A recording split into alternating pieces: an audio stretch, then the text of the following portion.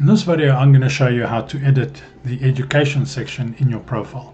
So here we are on the LinkedIn homepage. You can access your profile by either clicking on the Me item in the main menu and click on View Profile, or you click on the photograph or your name on the left-hand side.